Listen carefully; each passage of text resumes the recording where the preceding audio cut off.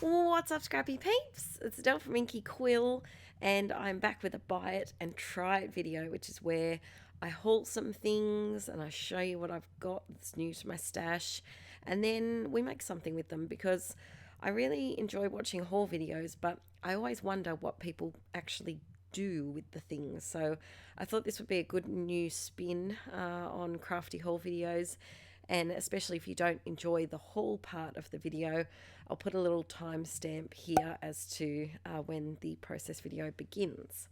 So the goodies that I got here are from the Pebbles collection, which name is covered up right now.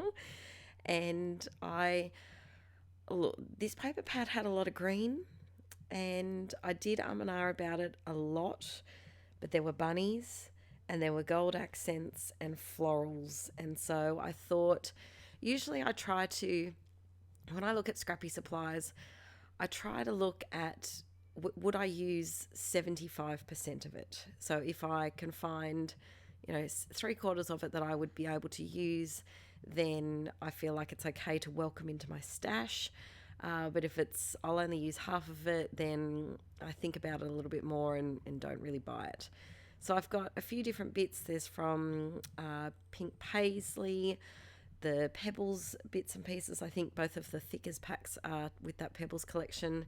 And I also have some goodies from crepe paper as well. And everything was bought from Love to Create, which is an online retailer and also based up in Rutherford in New South Wales. If you're a local, you can pop in and say hi, do a bit of browsing. But so that's where I got the goodies from. And today I'm scrapbooking these two photos, and this was when Violet was going through her sleep regression, and she was just a bit extra snuggly. So the carrier came in handy a lot. We didn't have one with Archie because we tried one and he absolutely hated it because he was a giant sticky beak and held his head up and just wanted to see what was going on, and he hated being confined in the carrier. But we thought this time around, especially having our hands full with a toddler as well as a baby, that we would treat ourselves to one and see how we go. And I am so grateful that we got it. Oh, I forgot that it's got tiny little baby Violet in it. Oh, she's so mini here. Oh gosh, she's teeny. Look at those hands. I filmed this just after we moved in, and I've only just found the footage. Oh, she's been a good girl. All right, back to the scrapping. You'll also have to excuse my husky voice today. So I was really excited because I had 4 days without the kiddos to get some filming and voiceovers done, and I had a big long list of videos that I was going to make. And this little cherub has passed on her germs to me. So I'm a little husky, but we're powering through so that you have a video to watch. And I've had this video waiting to voice over for a little bit, and my voice isn't improving anytime soon. So I do apologise about the slight huskiness. So for today, I didn't know exactly where this page was going. I knew I wanted to make it kind of a soft, stereotypically girly, pastel-y, light kind of page. And I took the colours from the black and white in my bow and also the pink in her little hat. So they were my main jumping off point for what colours I was going to use. And I was originally thinking of putting these photos onto that pattern paper background, but I thought it would be fun to do a little bit of mixed media-ness, and I went for some white cardstock instead. Now, lately I have been fighting with my Basil Marshmallow cardstock. Isn't everything better? Isn't everything better back in the old days? Back in the old days, I felt like the cardstock agreed with me a little bit more, and they changed it a couple of years ago. Let me know in the comments if you noticed it as well, but they changed it, and it doesn't take mixed media the way that it used to. So instead, this time I decided to just go with some American Crafts textured white cardstock, which is definitely not made for mixed media. And so I wanted something that was really white and crisp, whereas the basil marshmallow has a bit of more of a creamy undertone to it. And I covered the whole thing with a layer of clear gesso so that when I added all of the watercolour, it wouldn't seep through. And I'm doing a sort of very light brush strokey pattern in the background. I'm making the pink that's in this Jane Davenport palette is very bright, and I do love using it, but for this one I wanted something that was a little bit more corally on the left hand side, and so I just mixed it with a bit of yellow and a bit of orangey tones just to coralify it a little bit more. Coralify, that's now a word. So I wanted to go with this ombre look, and then of course adding some splatters here, and in the bottom corner here I always like a diagonal look, and then soaking up all of the really dark hot pink sections. And then I also decided to add some yellow just to brighten it up a little bit and add another dimension. I find that yellow is a bit of a magical colour, and it can work with cool colours, it can work with warm colours, and it can really just bring a bit of life and depth to your mixed media. So if you feel like your page is a little bit stuck, try adding yellow, because it can really make things pop on the eye, which is nice. So then I have my two photos here, and they were both taken on the same day at two different nap times, and I've positioned them so that I'm looking in for both of the photos, so that, because I thought it might look a bit funny if I was back to back with myself, whereas this way is a bit more cozy. And I'm just hand cutting some hearts from the floral fabric from that Pebbles paper pack. And I was originally going to emboss these with some embossing powder, which I've done in previous videos. Or was that? It might have been a Patreon video that I did that on. I've done it before, but I haven't unpacked my embossing powders yet. I think they're in the depths of my craft room wardrobe, which has several large boxes, many of which are titled Miscellaneous Craft, and I'm a little bit too nervous to dive into those yet. Therefore, a rainy day when I feel like organising, maybe in January. You know how in January you kind of get that, ooh, new year, fresh start, organising kind of bug? I get it sometimes, not every year. Sometimes I just get it for the first day of January, and then it's back to just putting things in cupboards and closing the door quickly. But maybe this year I'll get the organising bug again and finish off my craft room. So I'm sticking my photos down with some glue, because the clear gesso that I used, it was the Liquitex one, which I love, but it's extremely gritty, and I knew that my double-sided tape would immediately ping off it and would completely defy the reason of using adhesive in the first place. So that's why I turned to my wet glue. And then I have these gorgeous little stickers from crepe paper, and then some more. Ooh, sped this bit up a little bit fast. Here we go. I was flicking through all of these, and it did take a while, because I was feeling a little indecisive, and I knew I wanted to use those hearts, so I didn't want embellies that were too big, and a lot of the pieces were quite large, so I was trying to figure out what to pick. Oh, what am I doing with my hands there? I was getting very cranky with my hands just then.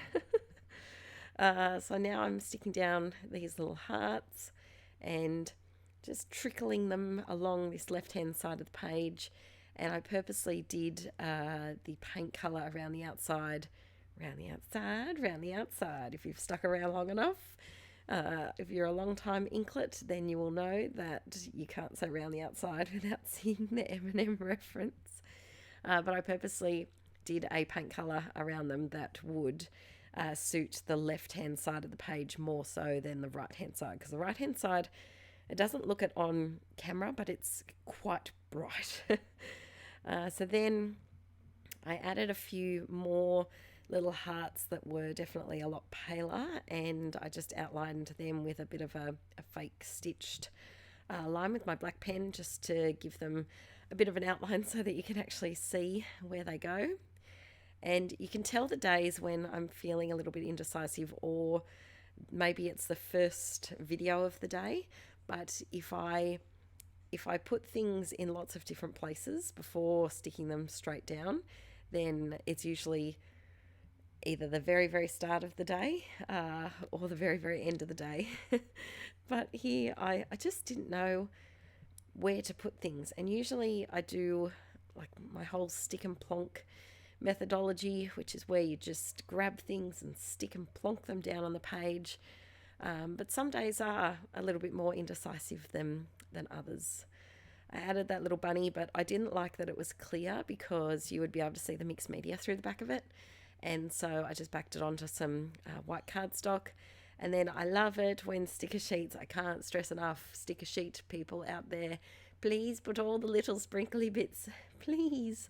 They're so handy, and I love to just include them all across my pages, adding some of these florals and some of the glittery stars. Now, this glitter, it's kind of it is gold, but it's more of a rosy kind of gold. I don't know if I'd call it complete rose gold, but it's definitely got a rosy tinge to it. It's not a yellow gold. So I added some of those. And then I was trying to also figure out what my title was going to be at this point. And I've been trying to use up white thickers because I feel like I don't use them enough. But I've also been trying to use up thickers words or pre-made words, because I often overlook them and just come up with my own titles. But alas, today I also looked over them. I was going to put those white ones there, but it just didn't work. So I decided to call this one "This is Motherhood," because some days are like this and you get nothing done that you intended to do except be a giant tree for a little mini koala to cling on to.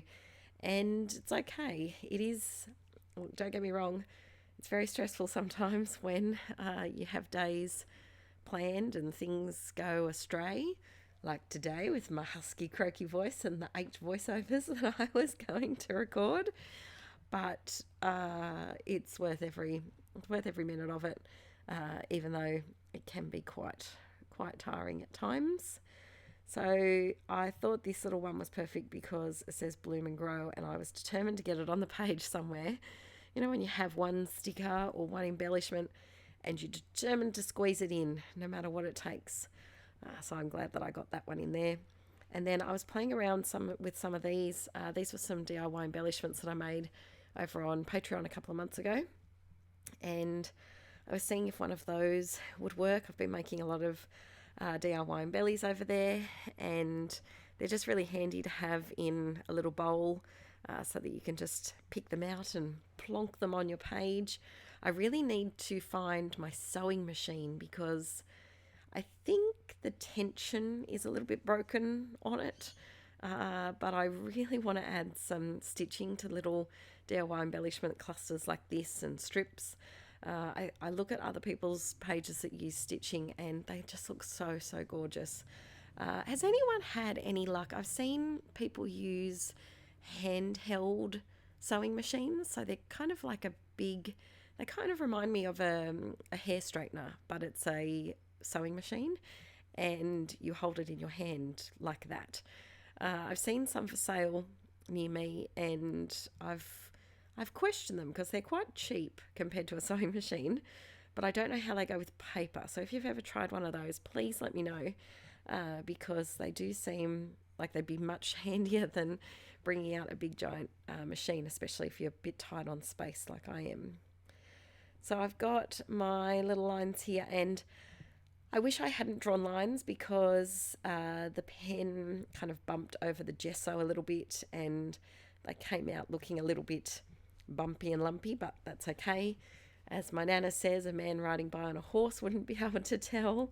And then I'm adding some of these sweet little puffy stickers that a beautiful subscriber sent me, and I love to include them on pages. Especially I'd like to try and use these white ones when I have pages that have mixed media, because they have a bit of a coloured background behind them as well. And then it isn't, I'm just off camera there. I zoomed in a little bit too much and didn't realise, but there's no page, I think, that I have ever made without some sort of little sprinkly bit somewhere. And then I felt like I needed a few more splatters on top of the hearts this time. And so I'm just using some of my Liquitex acrylic ink and watering it down with a little bit of water and using that in place of Heidi Shine, because I find the Liquitex has a bit more of an opaque gold splat, and I don't have to fight with the oil ring that you sometimes get, and I really didn't want to stuff up this page with an oil ring. Alright, thanks for watching today, peeps. I hope you love this bite and try it. Let me know if there's anything you think I should buy and try, and I'll see you in the next video. Bye!